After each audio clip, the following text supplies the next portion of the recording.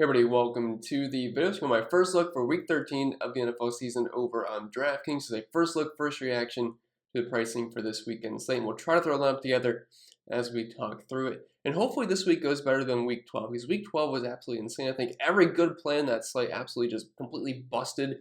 Even the showdown slate last night, DK Metcalf had 0 targets forever, and he finished the game with 1 catch. It was just a absolutely wild week. I've seen some of the lowest scores I've ever seen in cash games.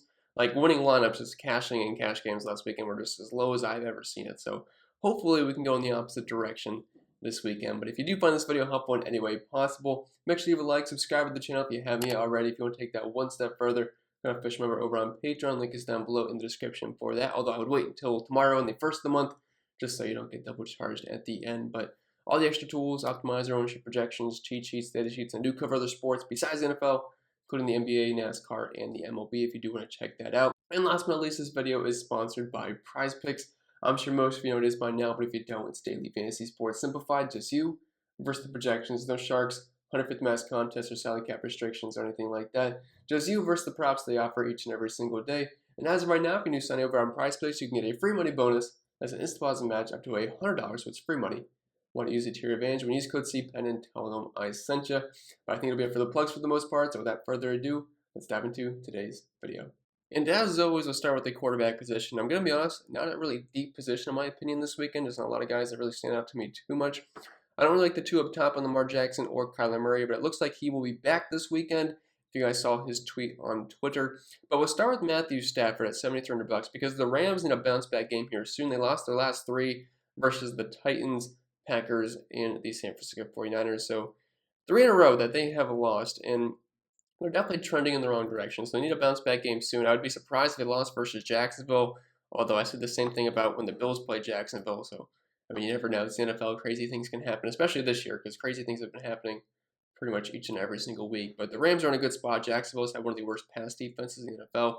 Actually, haven't been absolutely awful versus the run, but they're definitely just not a good defense whatsoever, and Stafford and company definitely needs a pretty big game here. So I think Stafford and Cup stacks are certainly playable this weekend. I realize Cup is very expensive, so it's not always the most appealing thing to go that route, but I think in tournaments, Matthew Stafford and the Rams don't look too bad. You could also look at Odell as well. Tom Brady, he was not like extremely chalky last weekend, but he was definitely one of the more popular quarterbacks, but he definitely busted, especially at his price point of $7,600. And the crazy thing was, if I told you before the game was going to start that the Buccaneers are going to score nearly 40 points and Tom Brady, Mike Evans, and Chris Godwin are all going to bust, I don't think you'd believe me, which absolutely insane. It was the Leonard Fournette show. He had, I forget exactly how many touchdowns he had. It was pretty much the Lenny and Gronk show, so 2 older guys there. But I think Tom Brady certainly back in consideration this weekend versus Atlanta. I think after burning people last weekend, people are going to kind of overlook Tom Brady a little bit because no one likes to get burnt twice in a row. But I don't mind going back to him in tournaments. He shouldn't have a ton of ownership. I think a lot of ownership is going to go on guys like Justin Herbert and Joe Burrow this weekend just because people want exposure to that game. I totally understand it. Both guys are kind of cheap. But I do think Tom Brady in tournaments, in addition to his pass catching options, sounds like AB is going to be back. So it doesn't make it as easy to stack just because it's not going to be as concentrated. But I think it definitely bumps up Tom Brady. So I think in tournaments, he's definitely a good way to go. Jalen Hurts is currently questionable. Justin Herbert might be one of my favorite quarterbacks, if not my favorite quarterback on the entire slate here. Only $6,700. 2 great games in a row, 38 and 24 versus Denver. He didn't start out great, but fantasy point-wise, he got there at the end. But this is a good game for DFS. This is one of the few games that actually has an over-under above 50 points. I think it's currently sitting at 50.5, and I want exposure to this game. Lots of good plays here, and Herbert just seems a bit too cheap, and it's really easy to stack him because you know the ball is either pretty much going to Keenan Allen or Austin Eckler with a little bit splashes of Mike Williams and Jared Cook there. But for me right now in this lineup, I think we're going to plug in Justin Herbert. But before we move on to running backs, I just want to mention a few other guys that I think look interesting. Kirk Cousins with no Dalvin Cook. Maybe they throw the ball a little bit more. It's a great matchup versus Detroit. I think he's interesting. Joe Burrow is the other guy that I think might be somewhat popular this weekend. The Chargers are more of a run funnel defense. And it's not like Joe Burrow absolutely crushed the world last week. I know the Bengals had a great game, but he still only had 17.4 fantasy points. But he's easy to stack with because you know the ball is going to Jamar Chase or T. Higgins for the most part. Yeah, a little bit of C.J. Uzomah and Tyler Boyd, but it's pretty much T. Higgins and Jamar Chase, so it's not that hard to stack with Joe Burrow. He's also not an expensive quarterback, which makes it even easier. And if you just want exposure to the game, I think he's definitely a fine option.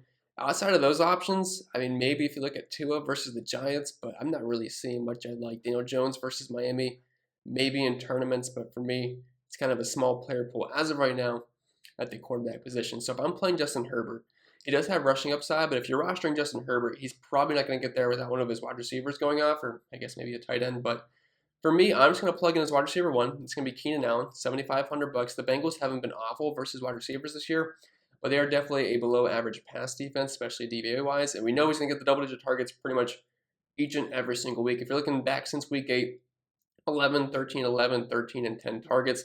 One of the most consistent wide receivers in all of football. If you're just basing them by floors projections, I mean, Keenan Allen's right up there with like guys like Devontae Adams and Cooper Kupp each and every single weekend. He is a little expensive at $7,500, but I'm not overly concerned about that. And his quarterback Justin Herbert is not that expensive, so I think we're just going to plug in Keenan Allen, and I think we'll feel pretty good about that stack heading into this weekend. Definitely should be somewhat popular. You could always use Mike Williams, who's only $5,700, but for me, I like getting the big stud in there with Keenan Allen because he's just a little bit more safe. Plenty of good value running backs this weekend, so it's not like we're going to be hurting for money too much if we spend up in a couple of spots. So speaking of running backs, lots of good plays this weekend. Jonathan Taylor up top, I think that speaks for itself. He's playing Houston. They're going to be favorites here. They should have no problem running the ball, even in a tough matchup versus Tampa.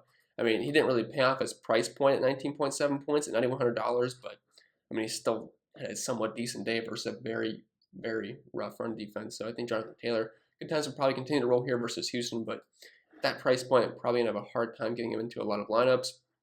Austin Eckler, you could always pair him up with Justin Herbert. Don't have a problem with that. Joe Mixon went off last week. I can't imagine Joe Mixon will have much ownership whatsoever, even though it's a fantastic matchup versus the Chargers, one of the biggest run funnel defenses in all the NFL. So Joe Mixon's certainly in play.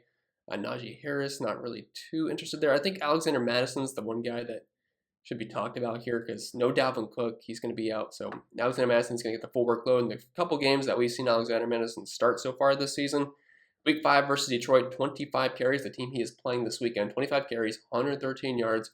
Also had 7 targets and 7 catches for 40 yards and got into the end zone. Good for 30-some DraftKings points. And we also saw in Week 3 versus Seattle, 26 carries, 112 yards. Also had 8 targets, 6 catches for 26 fantasy points. So we're probably going to see, in this matchup versus Detroit, 20 to 25 plus touches, and at $7,600, that really isn't that bad. Like, I know he's priced up. If he was $5,000, he would be like 80% owned in this slate. Now, at this price point, you have to think about it a little bit. And honestly, he's kind of close to where Dalvin Cook is priced some weeks. We don't even play Dalvin Cook. So, I mean, it's definitely something you have to consider. But I think Alexander Madison just, because you don't have to worry about Dalvin Cook taking carries. Like, the thing with Dalvin Cook, when you roster him, there's always the off chance that Alexander Madison comes in, steals a touchdown, or just gets a few touches that are just kind of annoying. So Alexander Madison, just being the complete guy, should just get all the volume here. So we're going to plug him in versus Detroit. Might be a little bit overpriced, and I'm not saying he's a absolute lock must play, but he's definitely projecting quite well for me. So I'm going to plug him in versus Detroit. Now at this point, we're probably going to try to get a mid-range running back. And the mid-range is actually kind of loaded this week. So Darrell Henderson, he is currently questionable. We'll have to see if he plays or not. But if he happens to be out, obviously Sony Michel would be in play versus Jacksonville. The Rams should be winning this game, and hopefully they can just kind of run the ball at the end. But we'll have to wait and see on Henderson. But if he's good to go, $6,200 just seems way too cheap, in my opinion. But Eli Mitchell is looking like one of the best RB plays on the entire slate here. Only $6,000.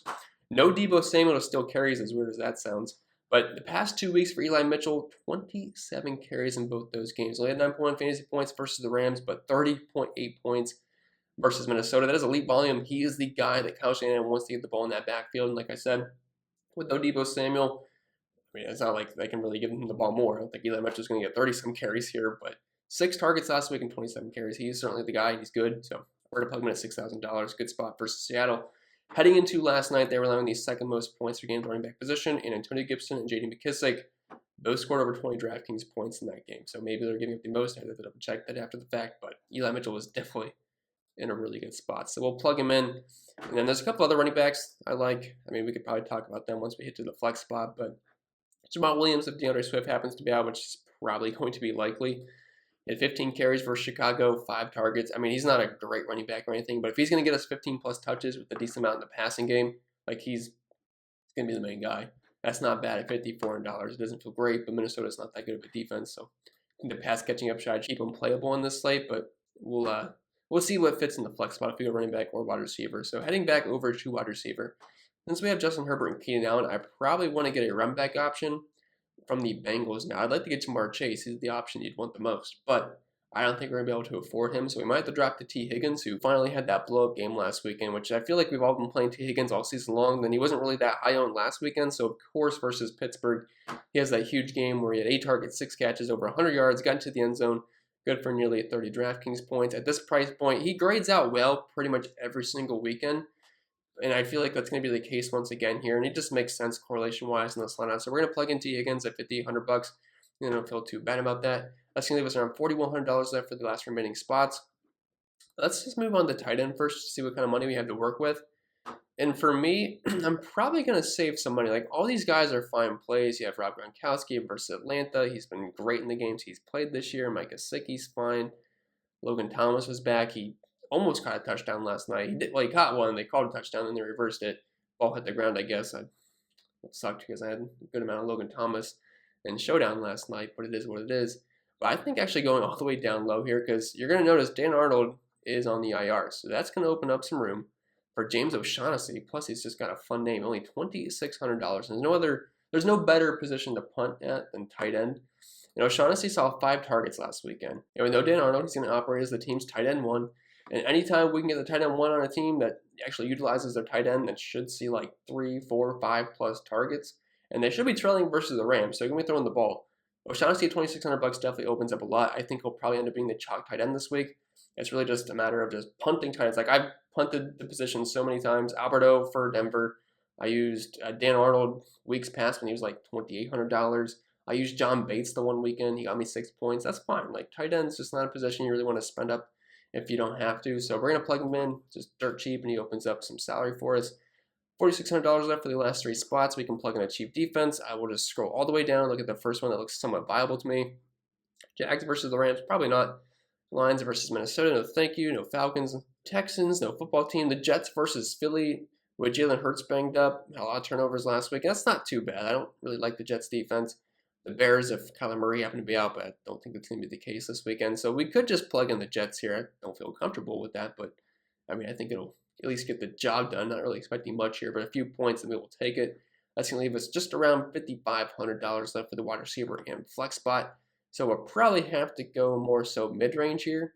And there's a couple of mid-range wide receivers. I will say we didn't talk about the wide receivers in depth. Cooper Kupp versus Jacksonville, obviously the top play, but I mean, we just can't really afford him in this lineup. But obviously, just overall this week, he's certainly playable. Justin Jefferson versus Detroit, no Dalvin Cook. Maybe they throw the ball a little bit more.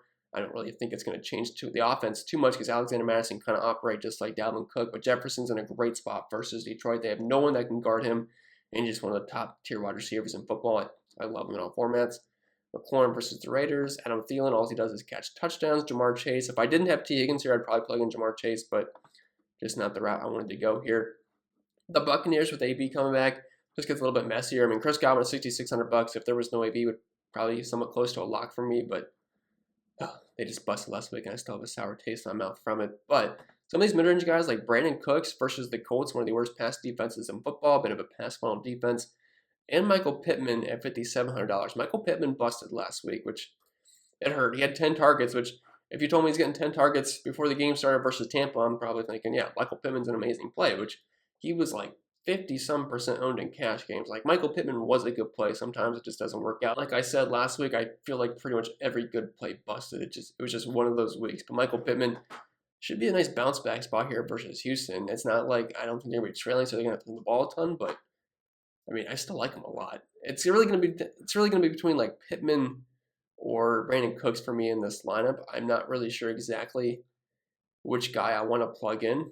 For right now, let's just go Pittman. I mean, we could easily go to Brandon Cooks if that feels a little bit better, but we have $5,600 left for the remaining spot, which hopefully is one of those mid-range running backs, although we might have to go with another wide receiver. But Jamal Williams is at $5,400. We can certainly play him. Brandon Ayuk with no Deebo Samuel. I mean, he's kind of out of the doghouse now since week 8, 7, 8, 4, 7, 6 targets. Actually putting up some pretty decent fantasy games. And again, no Deebo Samuel, definitely a big bump to him.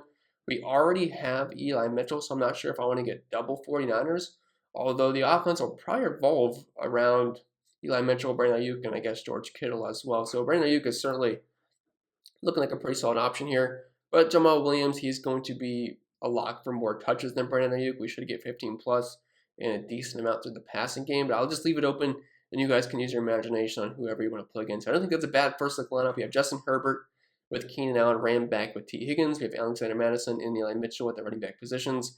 We also have Michael Pittman or Brandon Cooks. You could use whoever the heck you want there. I don't really care. James O'Shaughnessy at tight end, dirt cheap, and should just get a handful of targets, which is all we can ask for at that price point. They're the Jets defense, not because they're good, but it's because they really fit, and they're the first cheap defense that looks somewhat viable to me. So I think that'll be a wrap, and if you found this video helpful in any way possible, make sure you leave a like, subscribe to the channel if you haven't yet already. Check out the Patreon if you want lots of extra content over there. And don't forget, this video was sponsored by Prize Picks, just you versus the projections, and as of right now, if you're a new sign up there, you can get a free money bonus up to $100 when you use code CPEN and tell them I sent you. I think that'll be it. I'll stop rambling, and I'll see you guys in the next video.